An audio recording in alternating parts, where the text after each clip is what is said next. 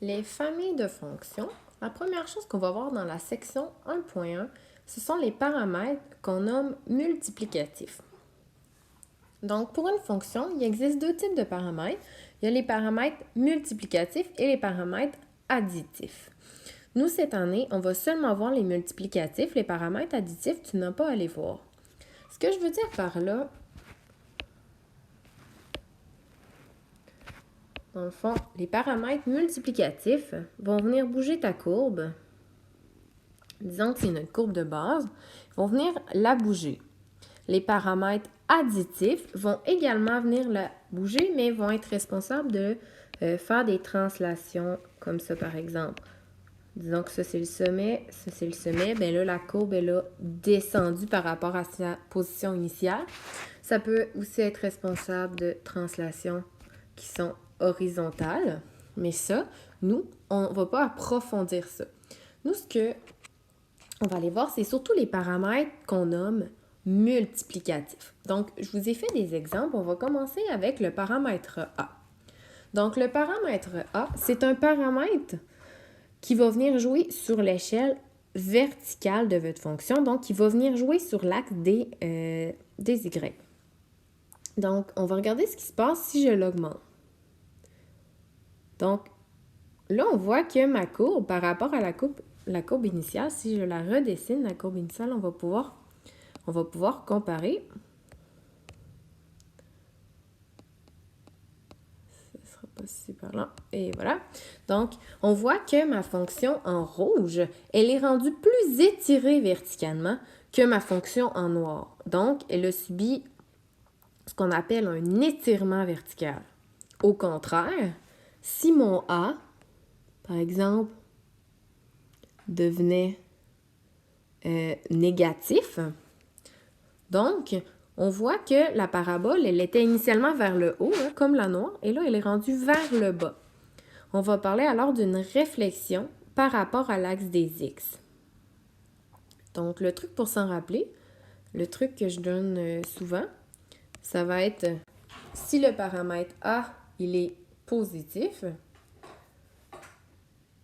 donc si le A, il est positif, donc plus grand que 0, ben on est heureux, hein, on sourit. Et si le A, il est négatif, on est triste. Parce que quand on est négatif, on est plus triste. Donc, on est vers le bas comme ça. C'est un bon truc pour s'en rappeler. Donc, ce que je vous disais, c'est si A devient négatif, on a une réflexion par rapport à l'axe des abscisses, ou on peut également appeler ça, vous allez voir, à certains moments, ça va s'appeler un retournement. C'est un synonyme, au lieu de réflexion, ça serait un retournement par rapport à l'axe des abscisses. Et finalement, l'autre qu'on a vu, c'est un changement responsable d'un changement d'échelle verticale. Donc, soit un étirement ou une contraction. Là, on a vu le cas de l'étirement, mais je vais aller vous montrer le cas de la contraction. Donc, par exemple, si je viens mettre un A qui est entre 0 et 1, donc 0,7, disons, on voit que notre courbe, elle est plus contractée verticalement que notre courbe en noir. OK? Il faut toujours penser par rapport à l'axe des ordonnées. C'est comme si on avait pris notre main en haut et en bas et on avait écrasé la courbe un petit peu selon l'axe des Y. Donc, ça, c'est ce qu'on appelle une contraction. Et quand elle est plus petite, donc plus A est grand, c'est ce qu'on appelle un étirement. C'est comme si on tirait sur la courbe en rouge, en bas et en haut, selon l'axe des Y, et qu'on tirait comme ça, et qu'on tirait vers le haut. Ensuite, on a également le paramètre B, qui est l'autre paramètre multiplicatif. Donc, lui, il va être responsable d'un changement d'échelle, mais horizontal. Donc, soit un étirement ou une contraction aussi, mais lui, ça va être selon l'axe des X. Et finalement, si votre fonction a un B négatif, il va y avoir une réflexion par rapport à l'axe des ordonnées. Ce que je veux dire, c'est, disons que vous avez la fonction suivante, qui est une fonction qu'on va voir cette année qui s'appelle la fonction exponentielle. Donc, une réflexion par rapport à l'axe des ordonnées voudrait dire par rapport à l'axe en orange que je viens de tracer. Ça veut dire que la courbe vient se retourner de bord comme ça. Elle est réfléchie par rapport à l'axe. Donc, ce qui veut dire que, tu sais, disons, le point là s'en vient là. C'est ça le principe d'une réflexion, c'est à égale distance des deux côtés. Donc, chacun des points de la courbe va être transféré de l'autre côté. Ou encore une fois, ça peut s'appeler un retournement. Maintenant, si on retourne sur notre grapheur d'Esmos, je vais éliminer la courbe rouge et je vais faire apparaître la courbe en verte qui présentement est superposée avec la courbe en noir. Donc, plus mon B va être grand, cette fois-ci, on voit que le B aurait en fait... Là, je sais que c'est dur, ça va être difficile de comprendre, mais là, c'est selon l'axe des X. Ce qui fait que là, on est plus contracté selon l'axe des X parce que c'est comme si on venait écraser notre courbe selon l'axe des X. Et au contraire, plus notre B va être...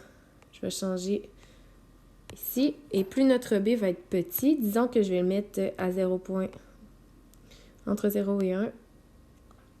Disons 0,6. Là, on voit que la courbe, elle est plus étirée horizontalement.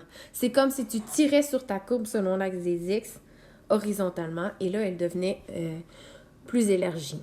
Donc, c'est le contraire qu'avec le A. Plus le A est grand, plus la courbe est étirée verticalement. Et plus le B est petit, dans le cas ici, plus votre courbe va être étirée horizontalement. Et vice-versa. Concrètement, ce que vous devez comprendre, c'est que vous avez une fonction de base et vous avez ce qu'on appelle une fonction transformée. La fonction transformée, c'est d'ajouter un paramètre A et B qui sont différents de 1. Là, il faut faire attention parce que je ne suis pas en train de parler du A et du B de ma fonction affine. Okay? Je suis en train, par exemple, de parler de ma fonction du second degré qu'on va voir. Ça, c'est ma fonction qu'on dit de base. Et la transformée, ce serait celle-là. Avec le x et le 2 ici. Ça serait la transformée. C'est ça que je veux dire par une fonction de base versus une fonction transformée. Okay? Donc, concrètement, ce qui se passe là, c'est que quand votre paramètre A il est plus grand que 1, on a vu que ça faisait un étirement qui était vertical parce que ce que ça veut dire, c'est que chacun des y de la fonction de base, disons qu'on a le point 1, 1 dans cette fonction-là.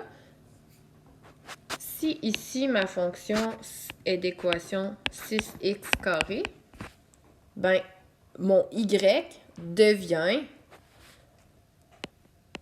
6 fois plus grand parce que je l'ai multiplié par 6. C'est ça qui se passe concrètement. Et comme je place un point plus haut, ben ça génère un étirement vertical. Au même titre que si le A est entre 0 et 1, donc on pourrait parler d'une fraction, donc 0,25 qui est un quart, ben là, ton point va devenir 4 fois plus petit. Donc là, tous tes points vont être plus petits. Donc là, ça va générer ce qu'on appelle une contraction verticale. Ta courbe va être écrasée verticalement. Et finalement, la dernière chose qu'on a vue, c'est si tu as un A négatif, donc il y a un retournement par rapport à un axe de réflexion qui est l'axe des X ici. Maintenant, concrètement, dans la fonction, le paramètre B, on a que la valeur de chacune des abscisses de la fonction de base est divisée par B.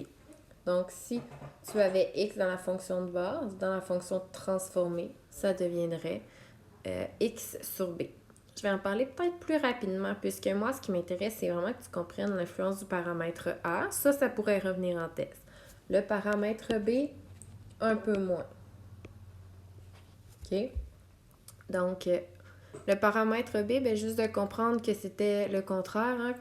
Si notre B est entre 0 et 1, on avait un étirement qui était horizontal. Donc, on tire sur notre courbe selon l'axe des des x. Et si notre b il est plus grand que 1, on a une contraction horizontale. Donc là, on vient écrapoutir notre courbe selon l'axe des x. Puis finalement, la dernière chose qu'on avait, c'était la réflexion par rapport à l'axe des ordonnées. Si jamais notre b devenait négatif, donc il y a une réflexion qui vient se faire par rapport à l'axe ici, ce qui fait que la petite marche qui était ici comme ça, elle a flippé de l'autre côté pour devenir comme ça. Il y a eu une réflexion et c'est la même chose pour chacune des marches.